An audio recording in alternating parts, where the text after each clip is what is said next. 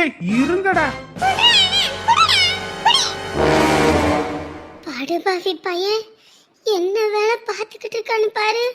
அடியே என்னமோ சொன்ன, என் பையன் தங்க கம்பி வைர கம்பின்னு பார்த்தல்ல, அது தகரம்னு காட்டி பிடிச்சு குடிகார பையன் இவன் வேலைக்கு போறான். பாத்துக்க உன் பையன் லட்சணம் என்னன்னு நல்ல கண்ணை திறந்து பாரு. இதுபட்ட பையனை பெத்த தாய்க்கு உடம்பு முடியலன்னு சொல்றேன், ஆஸ்பத்திரிக்கு கூட்டிட்டு போடானா? இந்த மனுஷன் சொல்ற மாதிரியே இவன் குடிகார பையன் தானா? பொறுக்கி பயலை.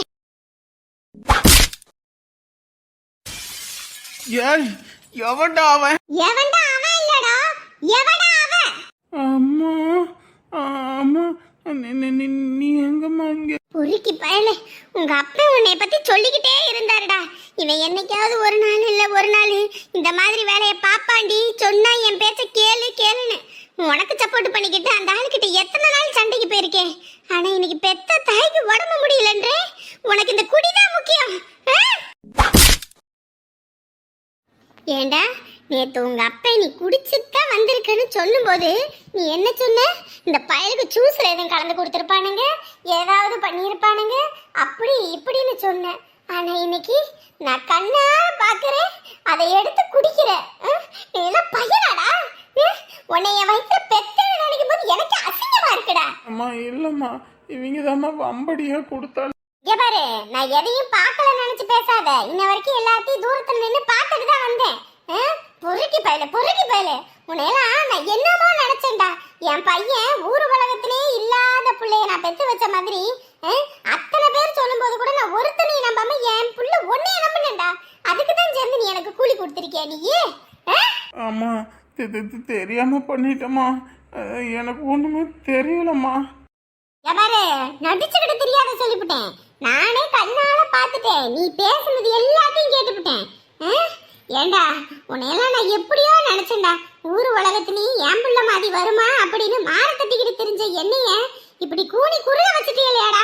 படுபாவி உன்னை பார்க்க பத்திக்கிட்டு வருதுடா. இப்ப மட்டும் விளக்கமா கிட்ட இருந்துச்சுன்னு வையே, மகனை உன்னை அடிச்சு விழுவாட்டி போடுவேன். ஏண்டா டேய், இவனோட செட்டு சேர்ந்துருக்கத பாரு. பொறுக்கி பயலுகளா, இருங்கடா இருங்க, உங்க வீட்டுல சொல்லி கொடுத்து உங்க கை கால முடிச்சு அடுப்புல சோறுவ சொல்றேன்.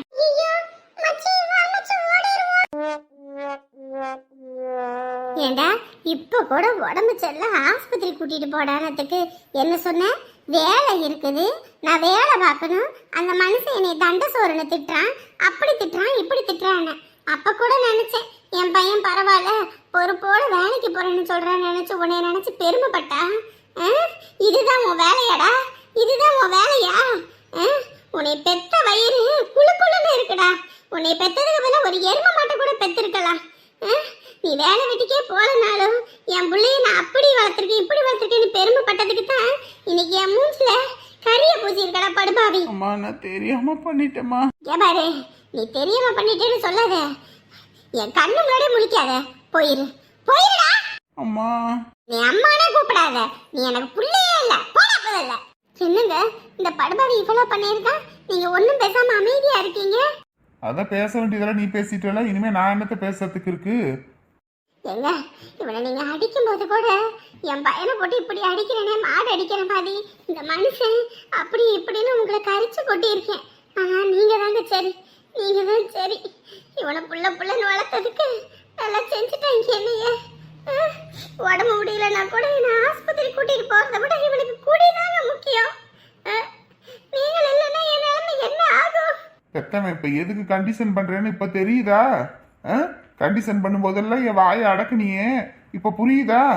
அதாங்க இப்பதாங்க எனக்கு புரியுது, எது நல்லது எது கெட்டதுன்னு இத்தனை நாள் தெரியாம இருந்திருக்கேன். இந்த குடிகார பையனை நம்பி எத்தனை நாள் உங்ககிட்ட சண்டை போட்டிருப்பேன். இனிமே இவன் எக்கேட கெட்டு போட்டுங்க, இனி இவன் எனக்கு பிள்ளையே இல்லை. வாங்க நம்ம போவோம். அம்மா மன்னிச்சிருமா, அந்த பயலுக்கு தாம்மா அதை இதுன்னு சொல்லி என்னை ஏமாத்திப்பட்டாங்க. எவாரு நடிச்சுட்டு தெரியாத, அவங்க உன்னை ஏமாத்தி குடிக்க வச்சாங்கன்னா உனக்கு அறிவு இல்லையா? சோறு தானே சாப்பிடுற? அவங்க சொன்னா நீ செய்வேனா? அவங்க உனக்கு கிணத்துல குதின்னு சொன்னா கண்ணை மூடிட்டு குதிச்சிருவியா? சொல்லு பாப்போம். மண்ணெல்லி தின்னுனா மண்ணை எடுத்து தின்றுவியா?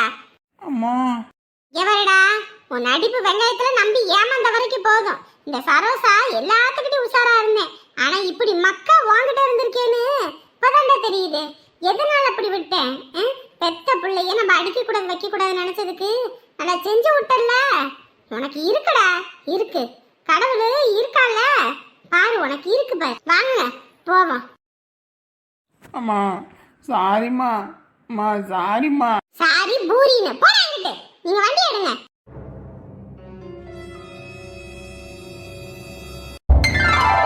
எவடி மாப்பிளைக்கு என்னம்மா பிடிக்கும் சமைக்கிறதுக்கு? அம்மா அவர் இது வேணும் அது வேணும்ல கேட்டது இல்லம்மா, எது கொடுத்தாலும் சாப்பிட்டுக்குவாரு. எதை கொடுத்தாலும் சாப்பிட்டுக்குவாருன்னு இல்ல, நம்ம வீட்டுக்கு வந்திருக்காரு, நம்ம செஞ்சு கொடுக்கறத பொறுத்து தான் அவரும் நாங்க பாத்துக்கிறது இருக்குது. சரியா? என்ன பிடிக்கும் மாப்பிளைக்கு? அவருக்காம்மா என்னடி கட்டண புருஷனுக்கு என்ன பிடிக்கும்னு கேட்டா இப்படி முழிச்சுக்கிட்டு இருக்கிறவ முழி பிதுங்கி. மாப்பிள்ள வாங்க மாப்பிள்ள, எந்திரிச்சிட்டீங்களா? இன்னும் கொஞ்ச நேரம் தூங்கலாம்ல, எதுக்கு இவ்வளவு வெள்ளனே எந்திரிச்சிங்க? ஐயோ இல்லைங்க அத்தை, நானே ரொம்ப நேரம் தூங்கிட்டேன் இருக்கேன். மணி என்னங்க? மணி என்ன 8:30 தான் ஆகுது, அதுக்குள்ளேயுமா எந்திரிக்கணும்? ஐயோ 8:30 ஆகி போச்சா? ஐயோ எம்மாடி போமா, பால் வாங்கி வச்சிருக்கேன், போய் மாப்பிள்ளைக்கு காப்பி போட்டு கொடு. மாப்பிள்ளை காப்பி குடிக்கிறீங்களா டீ வைக்கிறதுங்களா இல்லை என்னங்க? அத்தை எதுக்கு அத்தை சும்மா அது இதுன்னு? அதெல்லாம் ஒன்றும் வேணாம். பழைய சோறில் இந்த நீச்ச தண்ணி எது இருந்துச்சுன்னா கூட கொடுங்க, அதை கூட நான் குடிச்சுக்கிறேன். ஆத்தாடி ஆத்தா, நீங்க என்ன மாப்பிள்ளை இப்படி இருக்கீங்க? உரிமையோட அது வேணும் இது வேணும் கேட்டு வாங்கி சாப்பிட்றத விட்டுவிட்டு. ஐயோ இல்லைங்க அத்தை, அதெல்லாம் ஒன்றும் வேணாங்க. நீங்க சாப்பிட்றது எனக்கு கொடுத்தா போதும். எனக்குன்னு நீங்க தனியாலாம் ஒன்றும் சமைச்செல்லாம் போட வேணாம். அப்படியெல்லாம் நீங்க சொல்லக்கூடாது மாப்பிள்ளை, என்ன வேணும்னு கேட்டு சாப்பிடுங்க. பையன் வேற போன் போட்டு சொன்னான், எம்பிட்டு செலவானாலும் பரவாயில்ல, மாப்பிள்ளைக்கும் தங்கச்சிக்கும் நல்லா விருந்து வச்சு அனுப்புங்க அப்படின்னு. அதானே, மகன் சத்தாலும் சாகட்டும், மருமகளோட கொழுப்பு அடங்கினா போதுன்னு நினைப்பாங்க போல. ஐயோ எனக்கு ஒன்றும் வேணாம் அத்தை. மச்சானுக்கே இந்த கல்யாண செலவா அது இதுன்னு ஊறுபட்டது இருக்கு. அதெல்லாம் ஒரு பக்கம் இருக்கத்தான் செய்யும். அதுக்குன்னு நீங்க வீட்டுக்கு வந்த மாப்பிள்ளைக்கு எதுவும் செய்யாம இருக்க முடியுமா? அந்த காலத்துல சொல்லுவாங்க, எண்ணி சுட்ட பணியாரம் பேணி தின்னுங்க மருமகனேன்னு. என்னதான் வீட்டுல கஷ்ட நஷ்டம் இருந்தாலும் மாப்பிள்ளைக்கு செய்ய வேண்டியதை செஞ்சு விடணும், தெரிஞ்சுக்கோங்க. ஷோ சொன்னாலே கேட்க மாட்டீங்க, ஏதோ பண்ணுங்க அத்தை. என்னதான் நம்ம மருமகளை தங்கமா தாங்கினாலும் மாமி ஒட்டுனாலும் பானை ஒட்டாதுன்ற கதைய எவ்வளோதான் செஞ்சாலும் இவளுகளுக்கெல்லாம் நல்லதே இருக்காது. என்றைக்குமே இவளை என் பிள்ளையா தான் நினச்சிருக்கேன். ஆனால் இவ மாமியார்னா வேற ஒருத்தி அப்படின்னு காட்டி விட்டால. இருக்கட்டும் இருக்கட்டும், என் பிள்ளைங்க நல்லா இருக்கணும்னு வயிற்றுச்சல் பிடிச்சி கிடக்கிறாளே. இத்தனை நாள் வரைக்கும் என் பையன் இருக்கும்போது பொட்டி பாம்பா கிடந்தா, இன்னைக்கு அவன் இல்லைன்னொன்னையும் அவன் சுயரூபம் தெரியுது. நான் தான் வெளுத்ததெல்லாம் பாலுன்னு நினச்சிக்கிட்டு இருக்கேன் இத்தனை நாளாக. இப்போதான் தெரியுது இவன் மனசுல எவ்வளோ வஞ்சகம் இருக்குன்னு. என் பிள்ளைக்கு பணக்கார வீட்டில் மாப்பிள்ளை பார்த்துட்டேனோனையும் எப்படி அடிச்சுக்கிட்டு சாகுறாரு. ஐயோ ஐயோ ஐயோ சாமி, இப்படியெல்லாம் நான் பார்த்ததில்லை. அந்த காலத்தில் ஊருக்கே படி இழந்தார் என் புருஷன். எத்தனை பேர் வந்தாலும் அத்தனை பேர்த்துக்கு வாழை இலையை வெட்டிக்கிட்டு வந்து சோத்தை போடுங்க அப்படின்னு சொல்லுவார். ஆனால் இன்னைக்கு மூஞ்சை முகரையும் நீட்டிக்கிட்டு இருக்கார் நமக்கு வாச்ச மருமக. நான் கூட நினச்சேன், ஐயோ நமக்கு வாச்ச மருமக மாதிரி ஊரில் யாருக்கும் வாச்சிருக்க மாட்டாங்க, தங்கமான புள்ளன்னு நினச்சேன். ஆனால் இவ நல்லா தரத்தை காட்டி விட்டால. நமக்கு இன்னைக்கு லீவு, சரி நம்ம வேலையை பார்க்க வேண்டியது. என்ன ஐயாவுக்கு வேலை இல்லையா? ஆஹா இன்னைக்கு லீவு சின்ன பொண்ணு. லீவா? எதுக்கு? இன்னைக்கு ஆஃபீஸ்ல எல்லாம் என்னோட கொலிக்கு கல்யாணம்னு சொல்லிட்டு பெங்களூர் போறாங்க, அதனால தான். ஓஹோ அப்படியா? சரி வாங்க, ஒரு வேலை இருக்கு, ஒன்று பண்ணுவீங்க. அதுக்காக தானே ஓடோடி வந்திருக்கேன். ஓய் கையடியா? என்ன பொண்ணு யாரு நீ? இப்படி லீவ் போட்டு தான் ஏற்கனவே என்னை ஒரு வழி ஆக்கிட்ட, மறுபடியும் லீவா? ஒழுங்கு மரியாதையா ஓடிரு. சின்ன பொண்ணு. இப்ப என்னையா? இல்ல நம்ம பையன் விளையாடுறதுக்கு தங்கச்சி பாப்பா வேணும்ன்றான். அப்புறம் அதான் அதுக்கு ஒரு பிள்ளையார் சொல்லி போடலான்னு.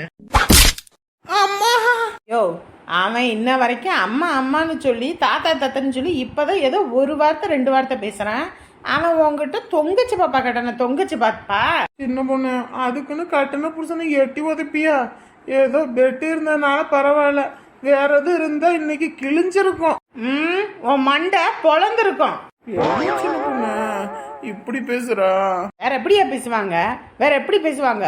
முட்டை போடுற கோழிக்கு தானே வலி என்னன்னு தெரியும். ஏற்கனவே ஒன்று பெத்து எடுக்கிறதுக்குள்ள போதும் போதுன்னு ஆச்சு. இதில் அவனை வளர்க்குறதுக்குள்ள என் பாதி வாழ்க்கையே போச்சு.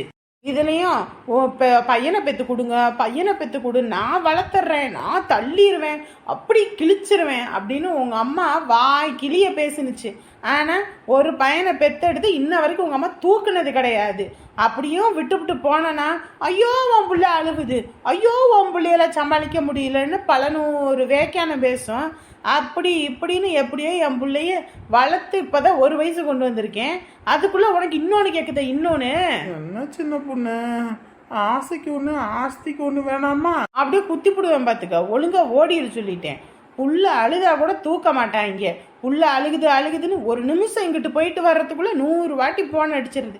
இல்லையா புள்ளைய கூட்டிக்கிட்டு வந்து விட்டுட்டு போயிடுறது. என்னமோ இவங்கெல்லாம் புள்ள குட்டிய பாக்குற மாதிரி தான். போங்கடா முதல்ல. சின்ன பொண்ணு, இனிமே சின்ன பொண்ணு பெரிய பொண்ணுன்னு இந்த பக்கம் வந்த காலை உடைச்சு கையில கொடுத்துருவேன். எப்பா கொஞ்சம் உஷாரா இல்ல, நம்மள ஒரு வழி ஆக்கிடுவாங்க. புள்ள இல்லைன்னா புள்ள இல்லைன்னு வானுங்க. புள்ள இருந்துச்சுன்னா எவனும் தூக்க கூட மாட்டான். இதுலயும் நம்ம குளிக்க போனா கூட அவன் அழுதா கூட அந்த குழந்தைய தூக்க மாட்டாங்க. சரி 1 வயசு வரைக்கும் பிறந்த வீட்லயாவது இருந்து குழந்தைய வளர்த்துட்டு வரட்டுமாவது விடுறாங்க. இவங்களும் பார்க்க மாட்டாங்க, நம்மளையும் அனுப்ப மாட்டாங்க.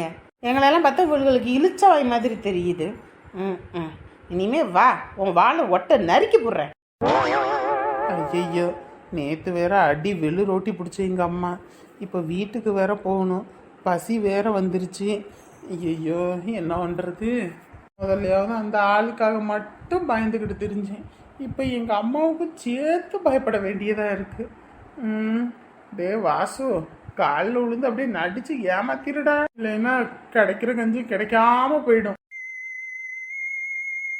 அன்னைக்கு தான் ஒட்டரை அடிச்சு விட்டேன். எப்படிதான் ஒட்டரை இந்த வீட்டுல சேருதுன்னே தெரியல.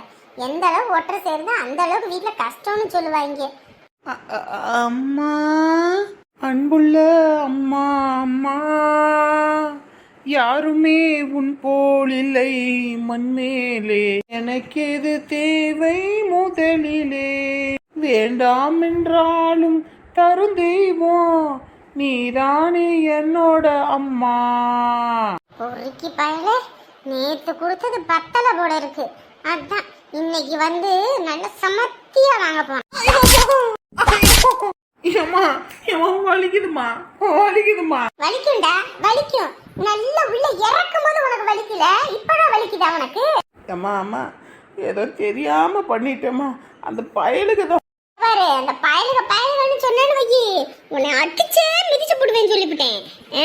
உங்க அப்பன் சொன்னாருடா, இவன் ஒரு தருதல, இது பொறுக்கி, இது வந்து ஊரு சுத்திட்டு இருக்கிறதுக்கு தான் லாக்கி, வேலை வெட்டிக்கலாம் லாக்கி இல்ல. அப்படியெல்லாம் சொல்லும் போது கூட அந்த மனுஷனை திட்டினேன். ஆனா அவர் சொன்னதெல்லாம் கரெக்ட் நிரூபிச்சுட்டல நீ.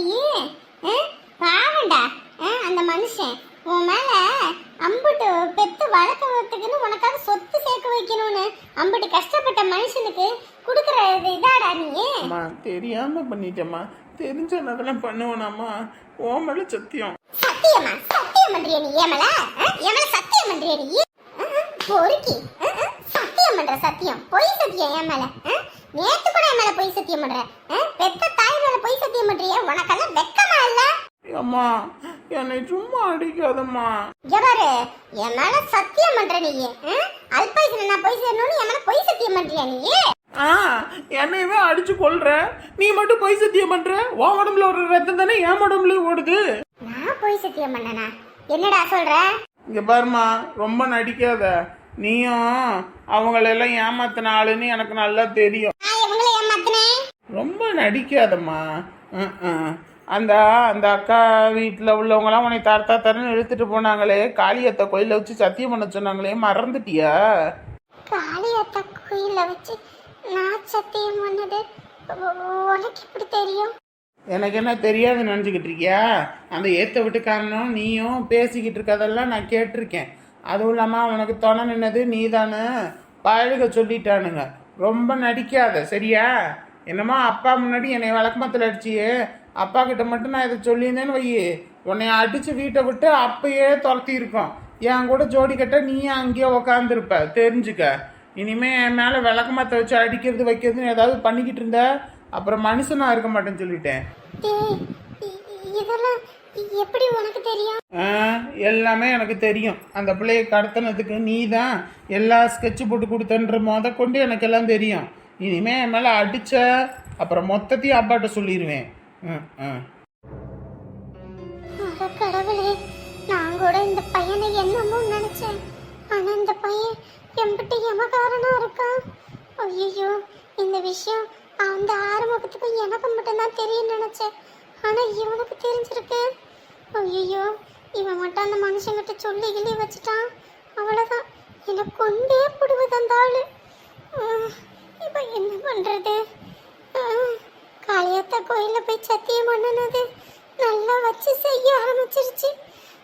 சத்தியம் பண்ண நாள்ல இருந்து என் குடும்பத்துல ஒவ்வொரு பிரச்சனை, இதுல இது வேற. இனி என்ன நடக்க போகுது, ஏது நடக்க போகுதுன்னு ஒன்றும் புரியலையே.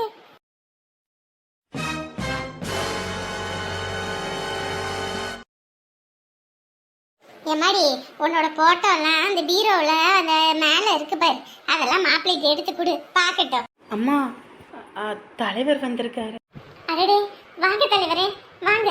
நீங்க நம்ம வீட்டுக்கு வருவீங்கன்னு நினைச்சு கூட பார்க்கல. வாங்க, வந்து உட்காருங்க. அந்த ஒரு நிமிஷம் எம்மாடி, உள்ள அந்த சேர் இருக்குமா, அதை எடுத்துட்டு ஓடியா போ. மாமா அதெல்லாம் ஒன்றும் வேணாம், நான் இங்கேயே உட்காந்துக்கிறேன். ஐயோ, என்ன தலைவரே, இருங்க, அந்த இடத்துல பாயாவது விரிச்சு வரேன். ஒன்றும் வேணாங்க, இருக்கட்டும். எம்மாடி மருமகளே, காபி வச்சு எடுத்துட்டு வா, தலைவர் வந்திருக்காரு. அதெல்லாம் ஒன்றும் வேணாம், நான் வரும்போது தான் குடிச்சிட்டு வந்தேன். எனக்கு எதுவுமே வேண்டாங்க. ஓஹோ, கல்யாணத்துக்கு முன்னாடி கை நினைக்க கூடாதுன்னு நினைக்கிறீங்கன்னு நினைக்கிறேன். அப்படியேனா ஒன்றும் இல்லை. மேக்ஸிமம் நான் யார் வீட்லேயும் பச்சை தண்ணி கூட குடிக்கிறது இல்லை. அது இதுக்கு முன்னாடியே அப்படிதான்.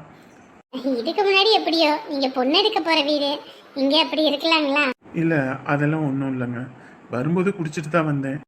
சரி, சொல்லுங்க தலைவரே, என்னங்க? எங்கள் ஊரில் ஜோசியர்கிட்ட கேட்டு பார்த்தோம். அவர் இருந்துட்டு சொன்னார், இந்த மாதம் இல்லாமல் வர மாதத்தில் முகூர்த்தத்தில் கல்யாணத்தை வச்சுக்கலான்னு. அதான் உங்ககிட்ட சொல்லிட்டு போகலான்னு வந்தேன். ஒரு மாசமா? என்னது ஒரு மாசம் சொல்றாரு? ஒரு மாசத்துல எப்படி 50 சவரனு? சரிங்க தலைவரே, நீங்க கல்யாணத்துக்கு சம்மதம் சொன்னதே ரொம்ப பெரிய விஷயங்க. இதுல ஒரே மாசம்ன்றீங்க. சரிங்க தலைவரே, சரிங்க. ஏன்னா 2 பேரும் விரும்பிட்டாங்க. 2 பேரும் கல்யாணத்துக்கு முன்னாடியே அங்கே இங்கேன்னு சுற்றுறது வைக்கிறதெல்லாம் நல்லா இல்லை. அக்கம் பக்கத்தில் உள்ளவங்க யாராவது பார்த்தாங்கன்னா அது ஒரு மாதிரி தப்பாக பேசிடுவாங்க. உங்களுக்கே தெரியும், நான் ஊர் தலைவர் வேற. என் வீட்டில் இப்படி ஒரு இதுன்னா அது எனக்கு கொஞ்சம் அசிங்கம். கல்யாணத்துக்கு அப்புறம் அவங்க எங்கே வேணாலும் போட்டு வரட்டும். கல்யாணத்துக்கு முன்னாடி இப்படி போகிறது வரதெல்லாம் நல்லா இல்லை. அதை மட்டும் கொஞ்சம் சொல்லி வச்சுக்கோங்க. ஐயோ தலைவரே, என்ன நீங்க இப்படி சொல்லிட்டீங்க? என் பிள்ளையெல்லாம் நான் கோடு போட்டேன்னா தாண்ட மாட்டா. அவ எழுத்த வீட்டு கூட போக மாட்டா. அப்படி இருக்கும்போது அவ எப்படி சுத்துவான்? அதெல்லாம் அப்படிலாம் போக மாட்டா.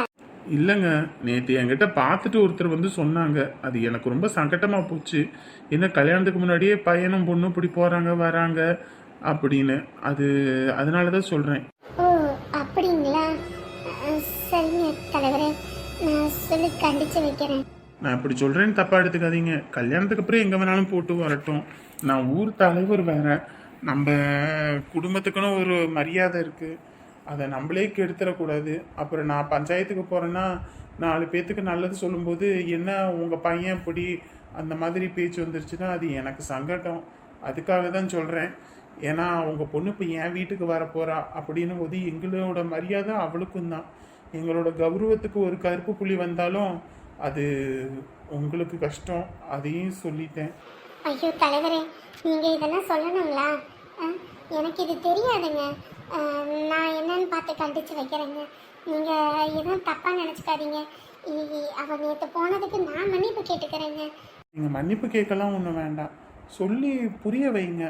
கல்யாணத்துக்கு அப்புறம் எங்கே வேணாலும் போட்டு வரட்டும். ஃபோனில் கூட பேசிட்டும் வைக்கிட்டோம், நாங்கள் எதுவும் சொல்லலை. ஆனால் கல்யாணத்துக்கு முன்னாடி இப்படி மட்டும் வேண்டாம். ஊர்க்காரங்களுக்கு கதை கட்டி விடுறது என்ன சாதாரண விஷயமா? கடுகு போல் ஒரு விஷயம் கிடைத்தா கூட அதை ஊதி ஊதி பெருசாக்கி போடுவாங்க. அதுக்காக தான் சொல்கிறேன். சரிங்க சம்பந்தி, நான் பார்த்து நான் பேசிக்கிறேங்க. ஒரு மாதம்தான் இருக்குது, செய்ய வேண்டியதையும் செஞ்சிருங்க.